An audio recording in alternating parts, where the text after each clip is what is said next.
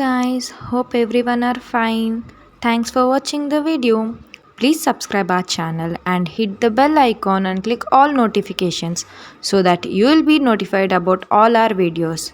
And also, do like the video and let us know your review in the comment section below. Then why waiting? Go get subscribed.